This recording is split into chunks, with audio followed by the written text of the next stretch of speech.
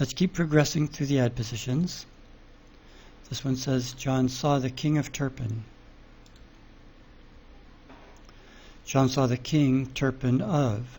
So we need our preposition of to precede Turpin. And when we rest our cursor here, it says phrase final. The reason for that, in our Word document, in English, we have one of here that precedes the noun. See this X here? See this one here? Then another of that follows the noun, this one here. So the software kept the last one. So we need to enter another of into our lexicon and set its feature to phrase initial. We can do that. Let's double click here. Okay, right now, this is linked to of here, which is phrase final. Let's enter a new stem of. This word is already in the lexicon. Are you entering a homograph that has a different set of forms or features? Yes. Phrase initial. And it's good to distinguish these. Let's say of phrase initial.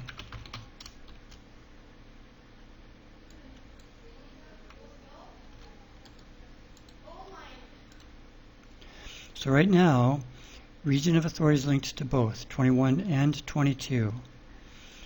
We want to delink this one, so I'm going to click on it, and now it's linked only to number 20.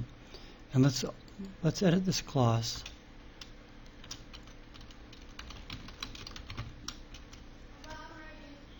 Okay.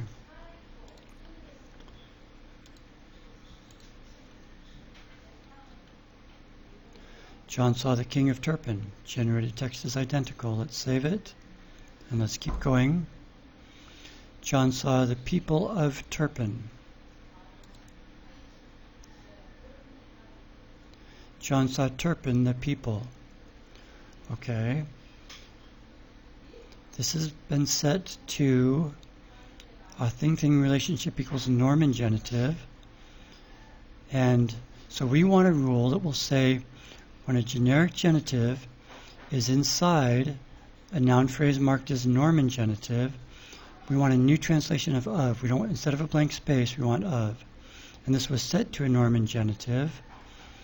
You see there, features change from thing-thing relationship equals unspecified to Norman genitive by transfer grammar noun-noun relationships, generic genitival noun-noun relationships.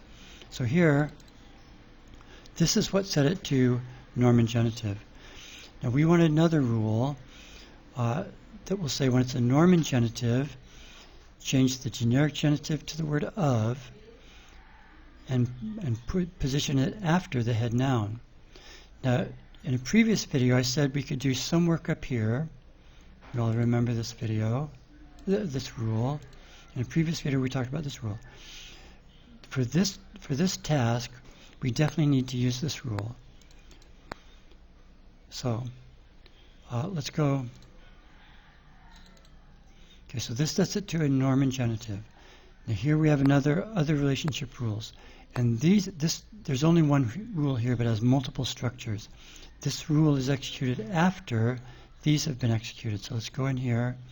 Let's add a new layer.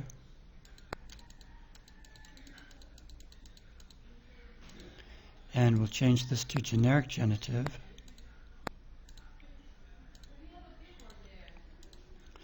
So when this is a generic genitive, and it's already been set to a Norman genitive, then in the output structure we'll say new translation.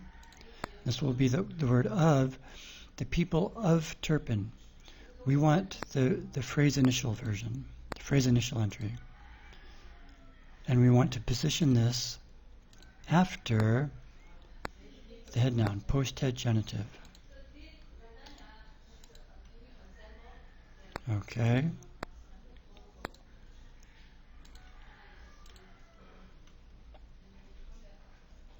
John saw the people of Turpin.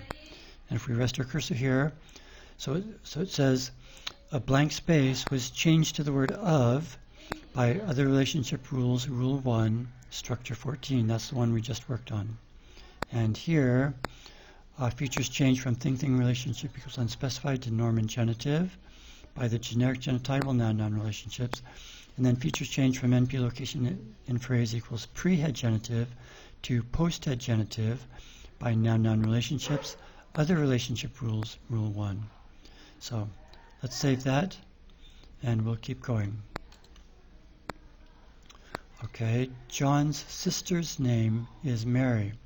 So here's a generic genitive. We haven't yet specified the relationship for sister and name. So we'll double click. Okay, and all the text we've analyzed so far, sister, only occurs in a generic genitival relationship with the word name. So let's specify Saxon genitive.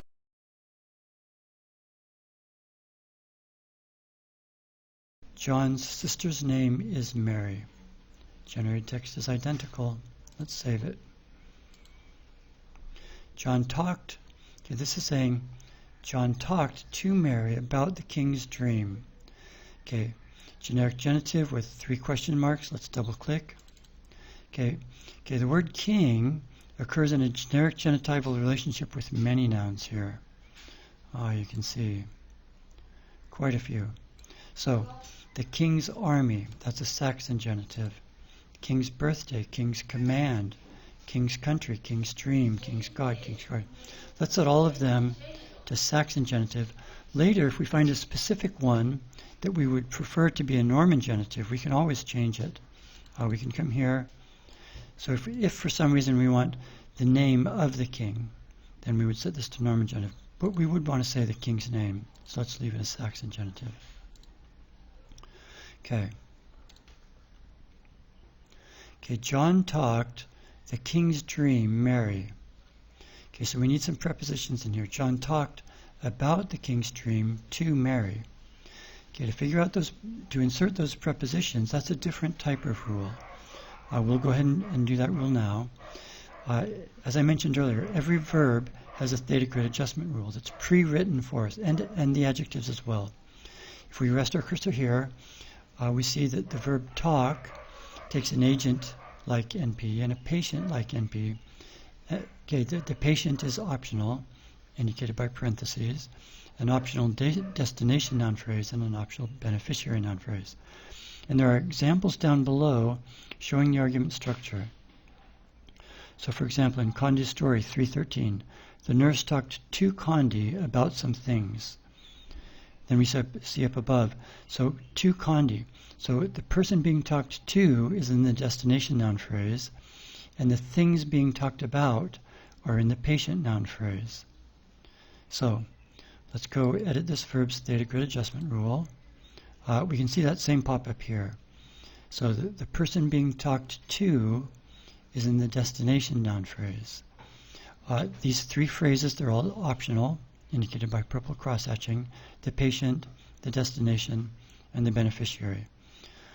For this, we can use what we call the simple output.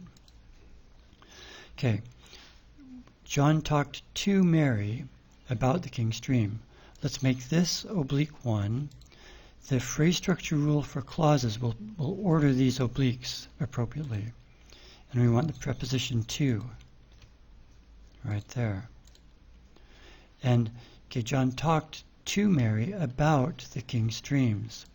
Let's make this oblique 2, so it will follow this noun phrase, and we need the word about, which we don't have yet. So let's enter a new word, phrase initial, about.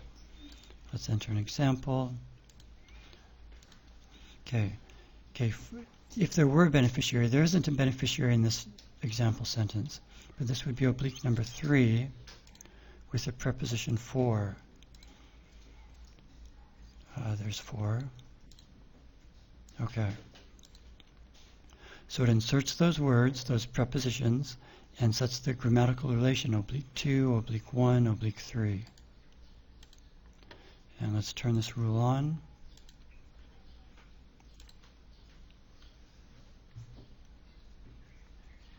John talked to Mary about the king's dream. Generated text is identical. Let's save it. Okay, John saw a river of blood. John saw a river, blood of. Okay, so of Okay, so composed of was linked to of, but it's the phrase final of. Let's change that. We have a new sense of now. Let's delink this one, the phrase final, and then get to this one, phrase initial.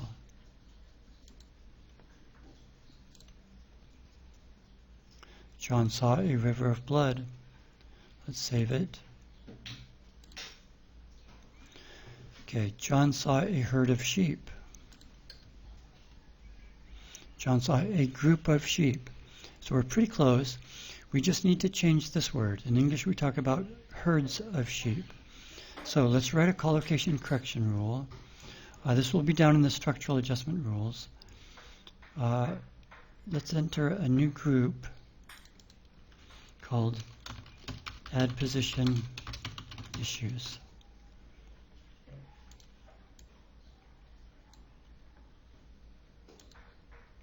And in this group, let's insert a new rule, but I'll show you how we can copy this structure. Sometimes you want to just copy the structure from the analysis into a new rule.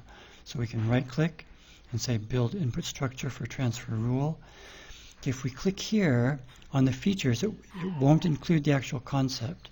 We want this concept, so I'm going to click on the concept, and it highlights in purple this concept and this concept. So group of sheep. Now we can double-click here, and that structure is pasted into the rule for us. Now it includes the semantic role. Sometimes you want the semantic role, sometimes you don't. In this case, we don't. We don't care if this is the agent or the patient or an oblique of some type. So a group of sheep. So when we have this construction, we want a new translation. I don't think we have the word herd. No, we don't. Okay, new word. Herd. Countable, yes. Common, yes. Herds. Herd.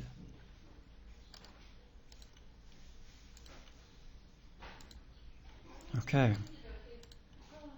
John saw a herd of sheep. You must enter a name for this rule. We will have more of these. So let's say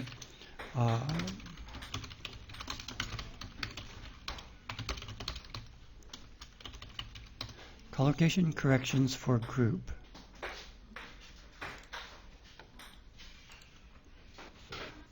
John saw a herd of sheep. Generated text is identical.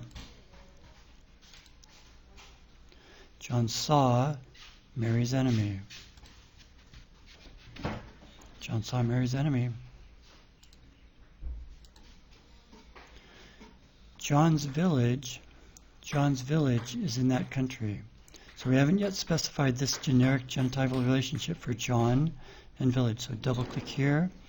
Okay, John is in a generic genitival relationship with three nouns: disciple, village, friend. John's disciple, John's friend. All of these are Saxon genitives.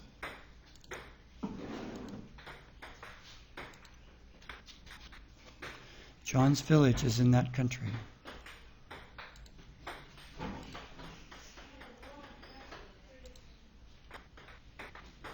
John saw the king's army. Generated text is identical. John ate three kinds. This is saying John ate three kinds of fruit. Let's end this video here. We'll start working on this one in the next video.